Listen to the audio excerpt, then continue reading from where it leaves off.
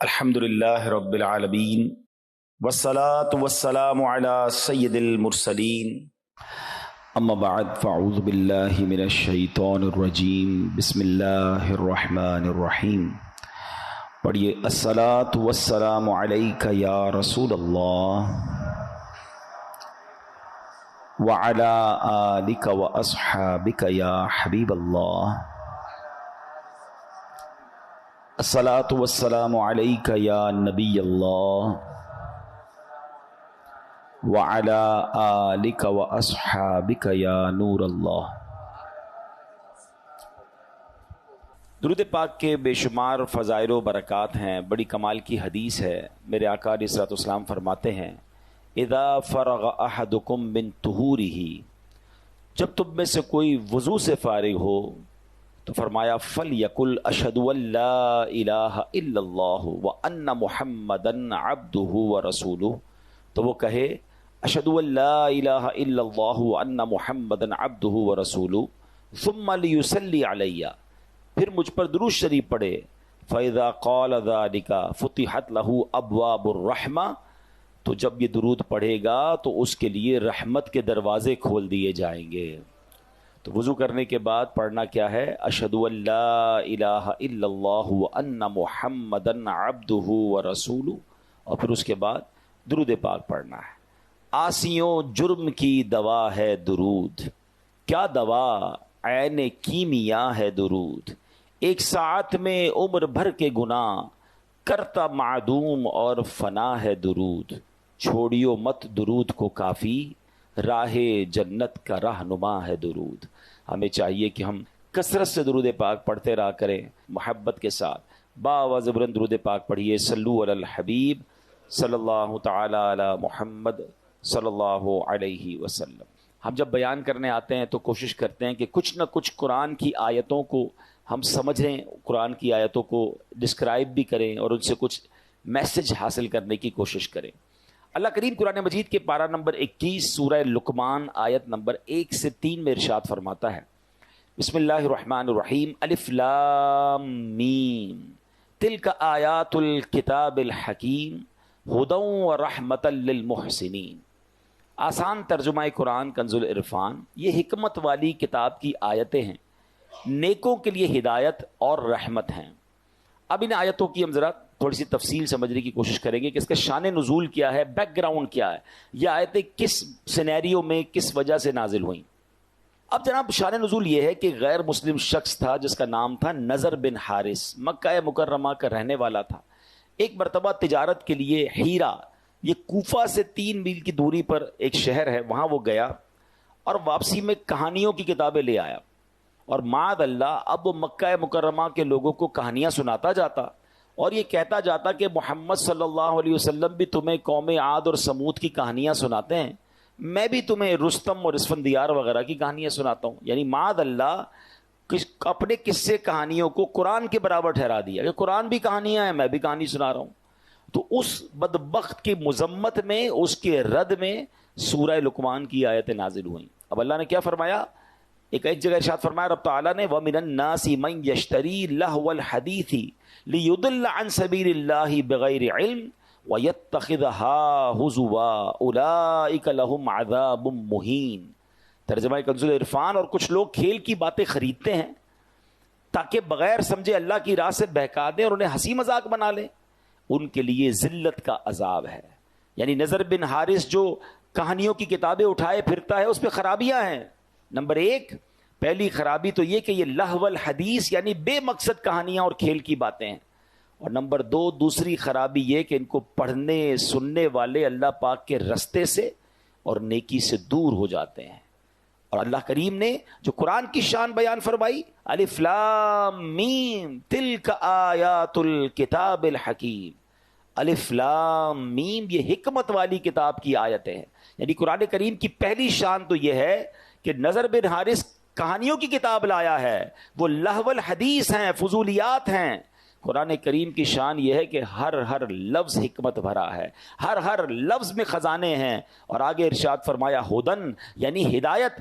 دوسری شان یہ ہے کہ قرآن کریم صرف کتاب حکمت نہیں بلکہ کتاب ہدایت بھی ہے. نضر بن حارث کی ان کہانیوں کو پڑھ کر بندہ بھٹک جاتا ہے.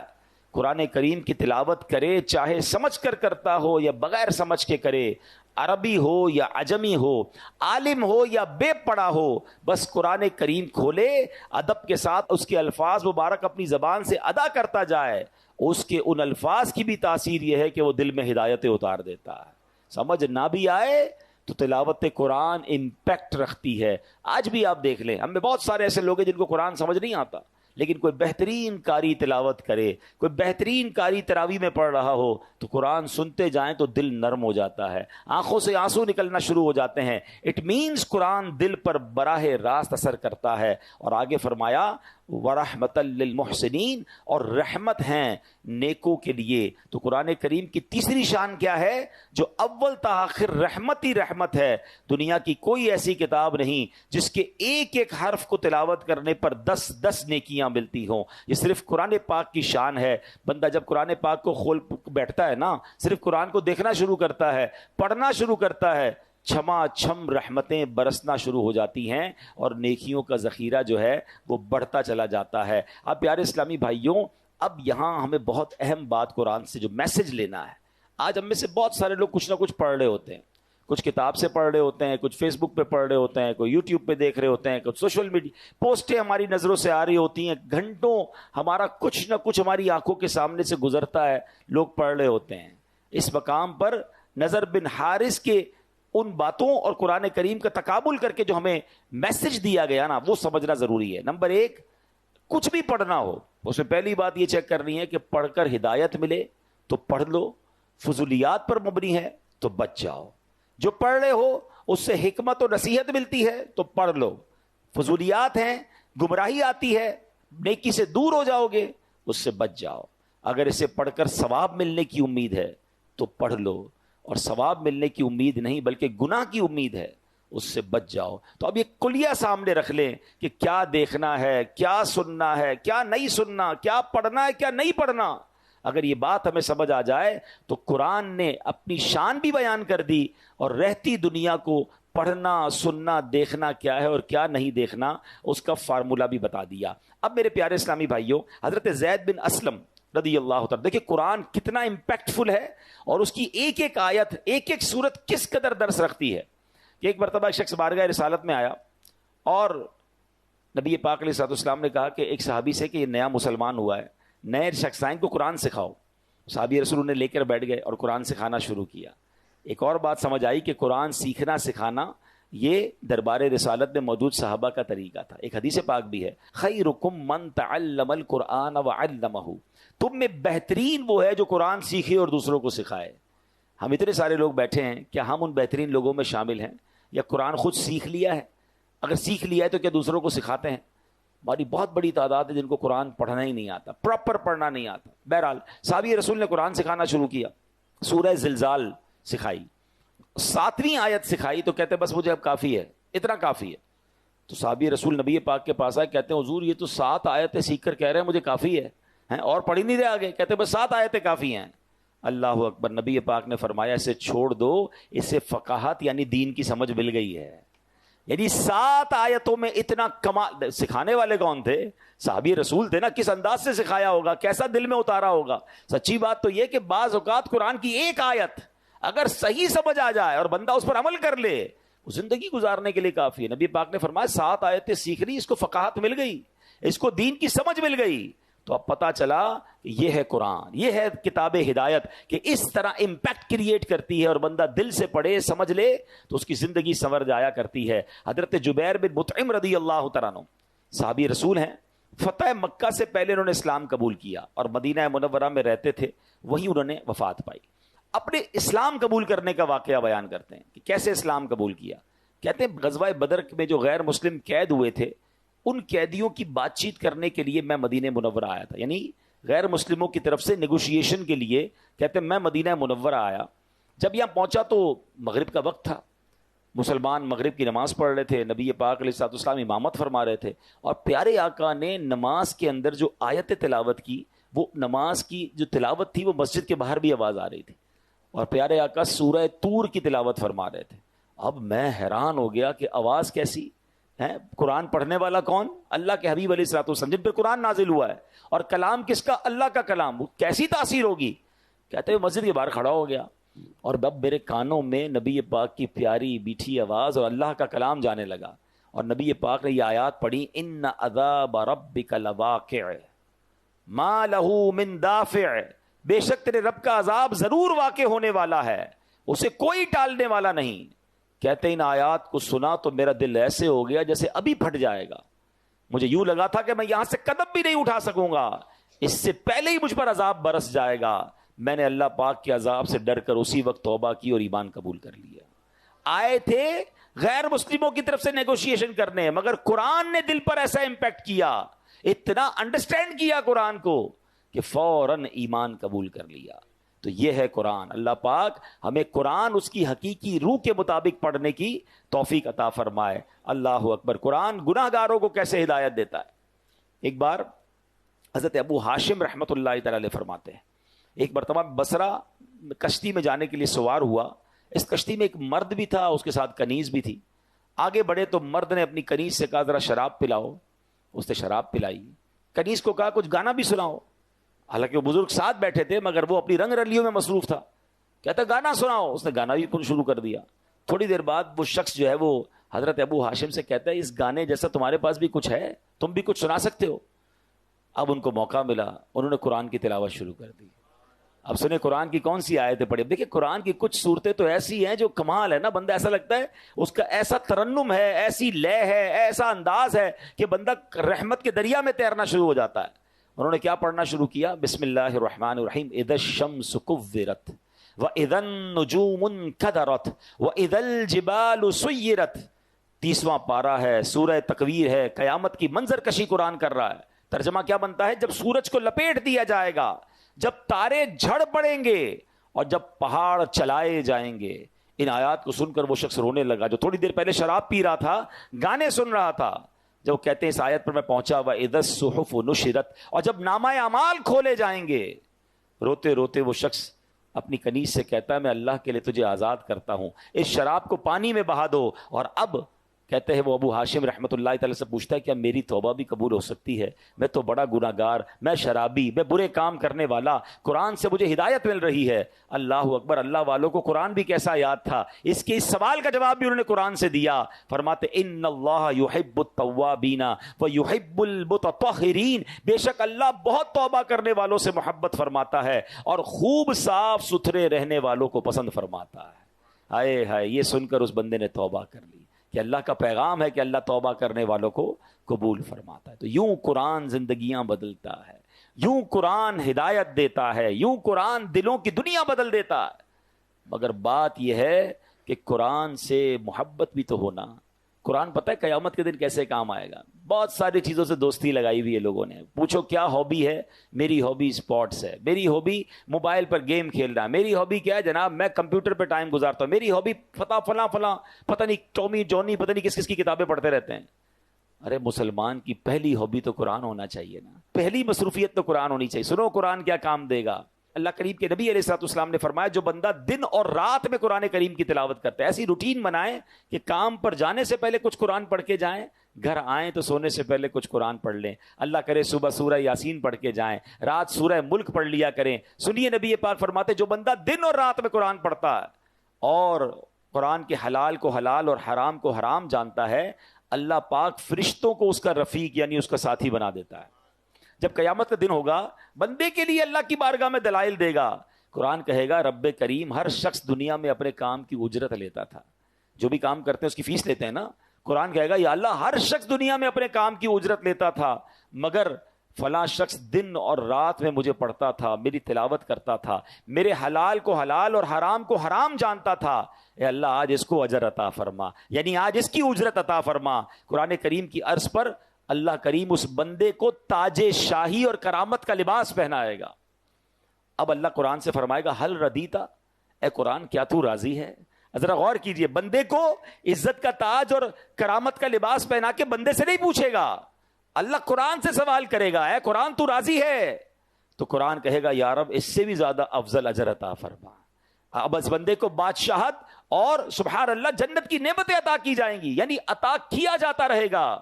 حدیث کا خلاصہ ہے کہ قرآن کے بارے میں اللہ تبارک و تعالیٰ پھر قرآن سے سوال فرمائے گا کہ اے قرآن کیا تو راضی ہے؟ اللہ اکبر، ذرا غور کیجئے۔ اور پھر ایک وقت آئے گا کہ قرآن کہے گا یا اللہ میں راضی ہوں۔ اب بتائیں دوستی کس سے کرنی چاہیے، ساتھ کس کا ہونا چاہیے؟ انفارچونیٹلی بہت ساری چیزیں ہم روز اوپن کرتے ہیں، روز سافٹ ویئر اوپن کرتے ہیں، روز آن لائن ہوتے ہیں، قرآن آن لائن نہیں کرتے۔ ہمارے اسلاف روزانہ کئی بزرگ تو وہ ہیں جو 3 دن میں پورا قرآن پڑھ لیا کرتے تھے، ہیں قرآن جو ہے 3 دن میں پڑھ لیا کرتے، لیکن آج ہم ہیں کہ قرآن پورا سال گزر جاتا ہے ہم نہیں کھولتے۔ تو اے میرے پیارے اسلامی بھائیوں، اللہ کرے کہ ہم قرآن سے دوستی کریں، اور قرآن کیسے میسج دیتا ہے اور توبہ کیسے قبول ہوتی ہے۔ ایک بڑا پیارا واقعہ ہے، حضرت ابو ہریرہ رضی اللہ تعالیٰ عنہ، آپ کہتے ہیں کہ ایک بار میں نبی پاک علیہ الصلوۃ والسلام کی بارگاہ میں عشاء پڑھ کر باہر نکلا تو میں نے خاتون کو دیکھا، پوری پردے کے اندر موجود تھی۔ انہوں نے مجھے کہا کہ اے ابو ہریرہ، مجھ سے ایک بہت بڑا گناہ ہو گیا ہے، کیا میری توبہ قبول ہوگی؟ آپ نے فرمایا بتاؤ کیا گناہ کیا ہے؟ جب اس نے گناہ بتایا تو وہ بڑا گناہ تھا، تو آپ نے فرمایا کہ اتنا بڑا گناہ کرنے کے بعد بھی تم توبہ کی امید رکھتی ہو؟ اللہ پاک کی قسم تیرے لیے کوئی توبہ نہیں، تو ہلاک ہو گئی۔ وہ عورت اتنا شرمندہ ہوئی، اتنی نادم ہوئی، کپ کپی تاری ہو گئی، اور وہ عورت گر کر بے ہوش ہو گئی۔ حضرت ابو ہریرہ کو خیال آیا، کیونکہ اسلام کے ابتدائی دن تھے، روز نبی پاک سے سارے صحابہ سیکھ رہے تھے، انڈرسٹینڈنگ ٹریننگ ہو رہی تھی۔ کہتے میں نے نبی پاک سے تو پوچھا ہی نہیں، مشورہ ہی نہیں کیا، میں نے عورت کو جواب دے دیا۔ نبی پاک علیہ الصلوۃ والسلام کے پاس آئے، پیارے آقا کو بتایا حضور ایسا ایسا ہوا، ایک عورت ملی اور اس نے مجھے کہا میں نے بہت بڑا گناہ کیا، میں نے تو کہہ دیا تیری توبہ قبول نہیں۔ جب نبی پاک نے یہ سنا تو پیارے آقا نے فرمایا انا للہ و انا الیہ راجعون، اے ابو ہریرہ تو خود بھی ہلاک ہوا اور اس عورت کو بھی ہلاک کر ڈالا، کیا تمہیں اللہ پاک کا یہ فرمان یاد نہیں؟ پھر آپ نے قرآن کی آیت تلاوت کی، الا من تاب وآمن وعمل عملا صالحا فاولئک یبدل اللہ سیئاتہم حسنات وکان اللہ غفورا رحیما۔ ترجمہ کنز العرفان، مگر جو توبہ کرے اور ایمان لائے اور اچھا کام کرے تو ایسوں کی برائیوں کو اللہ نیکیوں سے بدل دے گا، اور اللہ بخشنے والا مہربان ہے۔ یعنی یہ کمال دیکھیں اللہ کا، دنیا میں ایسا کہیں نہیں ہوتا۔ آپ کسی کو تنگ کریں، تکلیف پہنچائیں، آپ معافی مانگ لیں، بندہ معاف کر دے، بڑی بات ہے، ہم بہت خوش ہوتے ہیں یار اس نے معاف کر دیا۔ مگر اللہ کریم جب توبہ قبول فرماتا ہے نا تو اللہ صرف معاف نہیں فرماتا، اللہ گناہوں کو نیکیوں سے بدل دیتا ہے۔ گناہ معاف کر دے اس کی بڑی مہربانی، فرمایا نہیں، اللہ جب راضی ہو جائے تو گناہوں کو ہی نیکیوں سے بدل دیتا ہے۔ بلا تمثیل سمجھانے کے لیے کسی بندے کے آپ نے ₹1,00,000 دینے ہوں اور آپ پیسے نہ دے رہے ہوں، اور تھوڑے عرصے بعد آپ جائیں کہ یار معاف کر دو، بڑی تاخیر ہو گئی، میں نے بہت تنگ کیا آپ کو، آپ کا قرضہ دینا ہے مگر لیٹ ہو گیا ہوں، اور اگلا کہے قرضہ بھی معاف کیا بلکہ ₹1,00,000 اور تمہیں دیتا ہوں۔ بندہ کہ یار تاخیر معاف کر دیتا بڑی بات تھی، پیسے تو لے لیتا، پیسے بھی نہیں لیے، ڈبل کر دیے۔ اللہ کی شان کریمی دیکھیں کہ بندہ سچی توبہ کر لے، اللہ معاف کر دے تو صرف معاف نہیں فرماتا، وہ اللہ کریم پھر گناہوں کو بھی نیکیوں سے بدل دیتا ہے۔ اب حضرت ابو ہریرہ نے جب یہ سنا تو آپ تو حیران ہو گئے کہ یہ میں نے کیا کر دیا، اتنا بڑا غلط مسئلہ بتا دیا۔ آپ مدینہ پاک میں گئے، گلیوں میں اعلان کرنے لگے وہ عورت کہاں ہے جس نے کل رات مجھ سے مسئلہ پوچھا تھا۔ آپ ٹینشن میں آ گئے کہ میں نے غلط مسئلہ بیان کر دیا۔ پورا دن مدینے کی گلیوں میں گھومتے رہے، اور پھر اسی رات کو دوبارہ وہ عورت ملی تو آپ نے فرمایا مجھے معاف کر دو، میں نے تمہیں غلط مسئلہ بتایا، مسئلہ تو یہ ہے کہ تمہاری بھی توبہ قبول ہو جائے گی۔ اللہ اکبر، وہ عورت اتنا خوش ہوئی، کہتی اے ابو ہریرہ میرے پاس ایک باغ ہے، وہ پورا باغ میں اللہ کی راہ میں اس خوشی میں صدقہ کرتی ہوں۔ مگر اس قرآن پاک کی آیت اور اس واقعے سے پھر کچھ سیکھنے کو ملا۔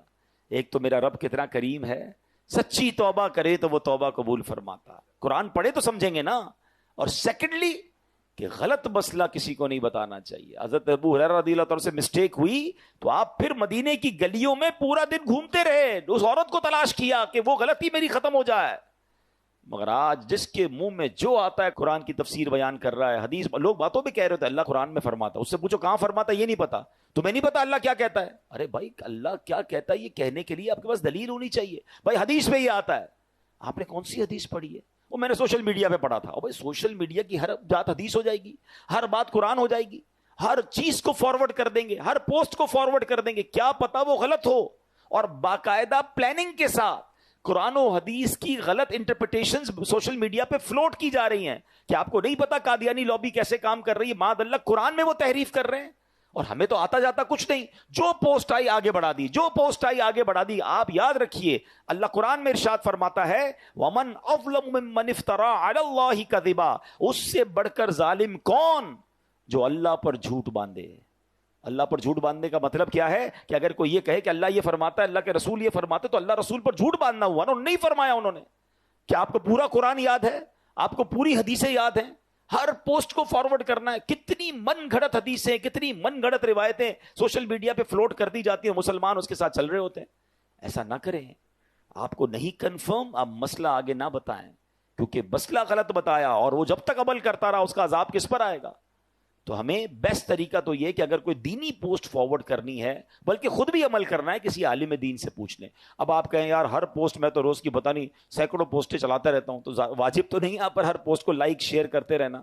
اور اگر آپ کا پھر بھی شوق ہے تو میرا مشورہ ہے کہ آپ dawat-islami.net یہ ہماری ویب سائٹ ہے جہاں روز کی اوتھنٹیکیٹ علماء کرام, مفتیان کرام سے اپرووڈ پوسٹ, حدیثیں, قرآن کی آیتیں آ رہی ہوتی ہیں, وہاں سے لیں اور شیئر کر دیں. ثواب بھی ملے گا اور آپ مطمئن بھی ہوں گے کہ جناب یہ اوتھنٹیکیٹ ہے.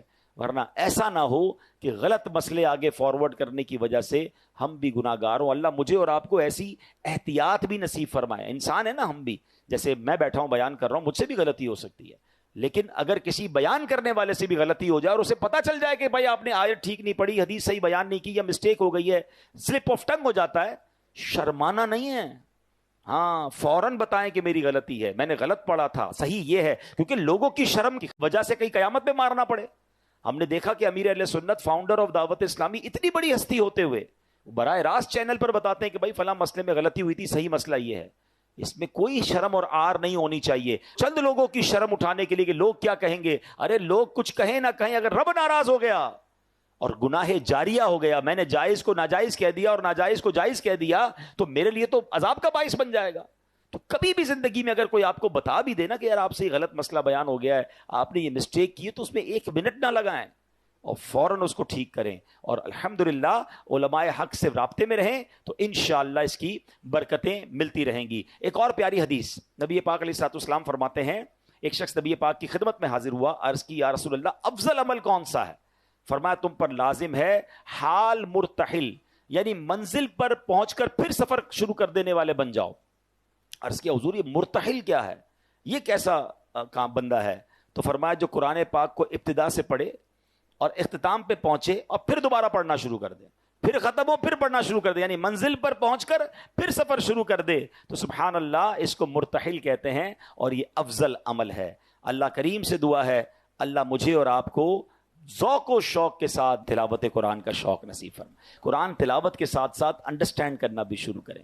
دعوت اسلامی کے مکتبۃ المدینہ سے آپ کو تفسیر قرآن مل جائے گی. تفسیر قرآن صراط الجنان, بہت آسان اردو میں یہ تفسیر موجود ہے. اس کی ویب سائٹ پر کتاب ڈاؤن لوڈ کے لیے بھی اویلیبل ہے dawat-islami.net پر. صراط الجنان کے نام سے تفسیر قرآن کی اپلیکیشن موجود ہے, فری آف چارج آپ اس پہ پڑھ سکتے ہیں.